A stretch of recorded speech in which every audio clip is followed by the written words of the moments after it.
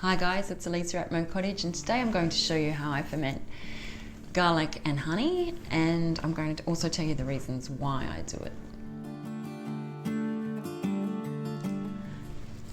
First up, I use garlic. This is homegrown garlic. I wouldn't be using imported garlic or garlic that's been treated. I mean, I'm not really sure what they do to the food. Some things are irradiated and chemically treated. I don't know. I don't even know what they do. They do all sorts of stuff to our food. So I grow my own garlic. I'm lucky enough I can do that quite well here. So that's what I'll be using today, because that way I know exactly where my garlics come from. Garlic has potent medicinal properties. It improves the immune function, is highly nutritious, can combat sickness including a cold, and can detoxify heavy metals in the body. Now, honey, I buy locally from a local beekeeper. That way it's got the pollens that are from around my area. I know that it hasn't been heat treated or filtered. Most of the honey sold is not even real honey. I think that it's 80% of honey isn't real honey. It hasn't got traces of pollen in it, so it's not going to have the benefits, and if it's been heat treated, it's not going to have any of the beneficial goodness in it. It's basically just a dead sweetener. So make sure you're using raw, local honey for the best benefits for you. Honey is a good source of antioxidants. It has antibacterial and antifungal properties.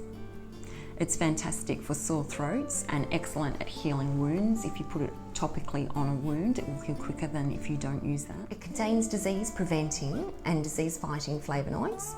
It's scientifically proven to help with allergies, sore throats, and sleep problems. So that's all things that you need help with when you've got a cold or the flu and a sore throat and all the different symptoms you have when you're feeling pretty rotten with those colds and flus. So I'll show you how I make it.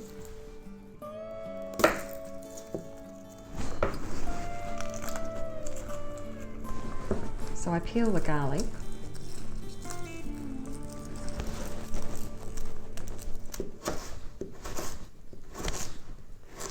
I just chop it up a bit, nothing fancy, just in bite-sized pieces.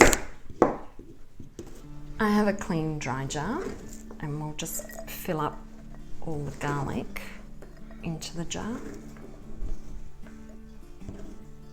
And then we just put the honey in on top without spilling it, if I can help it. I'll just try and help that honey get down to the bottom. What will happen is the liquid will come out of the garlic and mix in with the honey, so it will be more liquidy. With a clean damp cloth, I give the jar a wipe down to make sure there's no honey on the outside. I don't really want pests getting to it. I then put a lid on it and give it a good shake.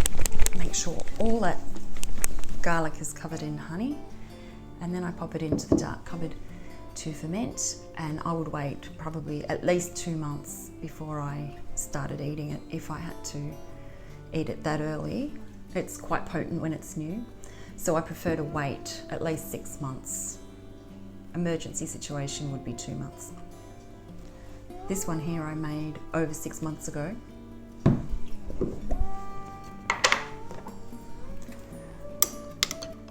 It's a lot more liquidy than the honey that was put into it. Obviously all the juices have come out of that garlic, and I'll try not to spill any.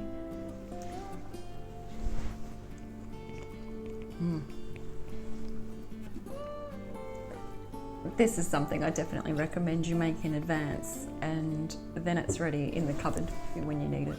If you have any questions, just let me know in the comments below, and if you make it, I'd love to know how you go, what you think of it. Obviously those comments will be in 6 months' time, because you'll be waiting and letting it ferment for a long time, so that it's really good. If you'd like to follow our journey, you can subscribe to this channel, and you can also follow us over on Instagram as well. Thanks for watching.